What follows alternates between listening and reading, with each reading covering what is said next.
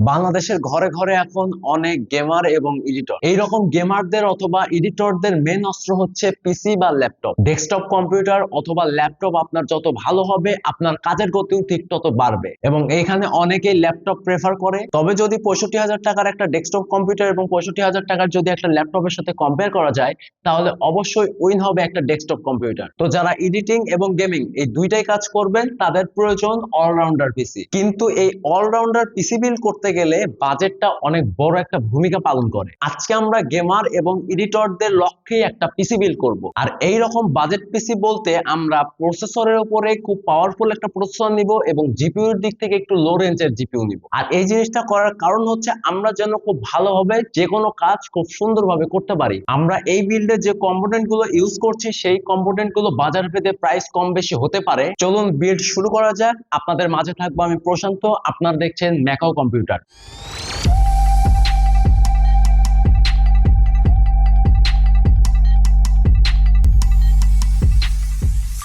বিল্ডে আমরা প্রসেসর হিসেবে ব্যবহার করব ইন্টেল i3 14 Gen 14100 একটি রাফটার লেগ প্রসেসর, যার বেস ফ্রিকোয়েন্সি রয়েছে 3.7 GHz এবং বুস্ট ফ্রিকোয়েন্সি রয়েছে 4.7 GHz। 4টা কোর এবং 8টা থ্রেডের একটা প্রসেসর এটা।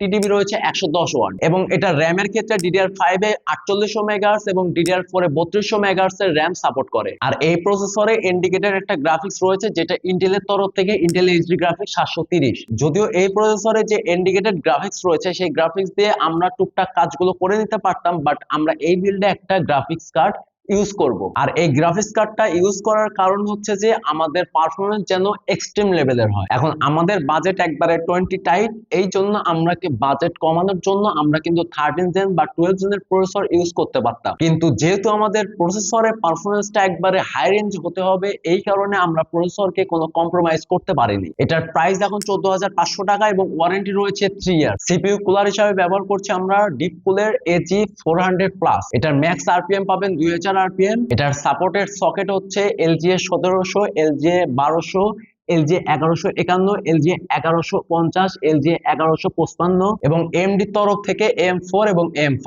প্রাইস এখানে 2400 টাকা, ওয়ারেন্টি 1 বছর। এই বিল্ডে মাদারবোর্ড হিসেবে ব্যবহার করেছি গিগাবাইটের H610MH। এই মাদারবোর্ডটা মূলত DDR5 এর সবচেয়ে কম দামের একটা মাদারবোর্ড, যার প্রাইস এখন 11,500 টাকা রয়েছে এবং ওয়ারেন্টি পাবেন আপনারা 3 বছরে। যেহেতু বিলটা হচ্ছে DDR5 এর এবং আমাদের বাজেট কম থাকার কারণে DDR5 এর সর্বনিম্ন যে মাদারবোর্ডটা পাওয়া যায় বা লোয়েস্ট প্রাইসে যে মাদারবোর্ডটা পাওয়া যায় সেটা আমরা এই বিল্ডে ব্যবহার করছি। যাদের বাজেট বেশি তারা অন্য যে কোনো মাদারবোর্ড নিতে পারেন। আর এই মাদারবোর্ডটা নেওয়ার আরেকটা কারণ হচ্ছে যে এই মাদারবোর্ডটা Zen 4 সাপোর্টেড। এবার এই মাদারবোর্ডের শর্টলি একটু স্পেকটা বলে ফেলি। এই মাদারবোর্ডটা LGA 1700 সকেট সাপোর্ট করে, অর্থাৎ আপনারা 12 জেনারেশন থেকে 14 জেনারেশনের সকল প্রসেসরগুলো এই মাদারবোর্ডে লাগাতে পারবেন। এই মাদারবোর্ডের চিপসেটটা হচ্ছে ইন্টেলের H610। এই মাদারবোর্ডে DDR5 এ 2টা র্যাম ইউজ করতে পারবেন এবং সর্বোচ্চ আপনারা 64GB র্যাম ইউজ করতে পারবেন এবং পাশাপাশি সর্বোচ্চ 7600 মেগাহার্টজ এর র্যাম সাপোর্ট করে। সিস্টেম ড্রাইভ হিসেবে আমরা ব্যবহার করছি HP EX900S 256GB একটা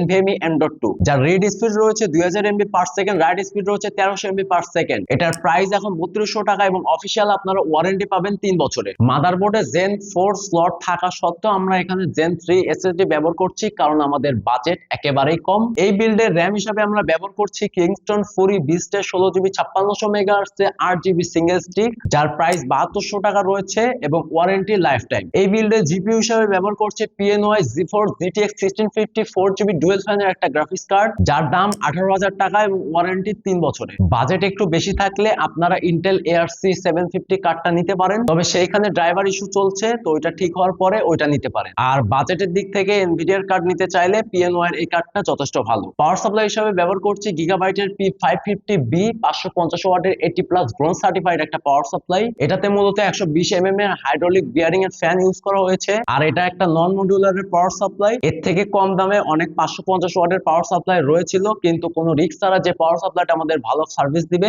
সেই পাওয়ার সাপ্লাইটা আমরা চুজ করেছি। এটার বর্তমানে প্রাইস রয়েছে 4,500 টাকা, ওয়ারেন্টি পাবেন এখানে 3 বছর। এই বিল্ডে কেসিং হিসেবে আমরা ব্যবহার করছি পিসি পাওয়ারের আইস কিউবের হোয়াইট কেসিং। এটাতে ATX এবং মাইক্রোটিক্স দুইটা মাদারবোর্ডই সাপোর্ট করে। এটাতে প্রি ইনস্টল 5টা ARGB ফ্যান দেওয়া রয়েছে। কেসিংটা দেখতে বেশ অ্যাকোরিয়াম টাইপের। বর্তমানে এটার প্রাইস রয়েছে 4,000 টাকা। এখন আপনার বাজেটটা যদি একটু কম থাকে তাহলে আপনারা কেসিং এর দিক থেকে কম্প্রোমাইজ করতে পারেন। কেসিং এ আমরা 4,000 টাকা বাজেট রেখেছি।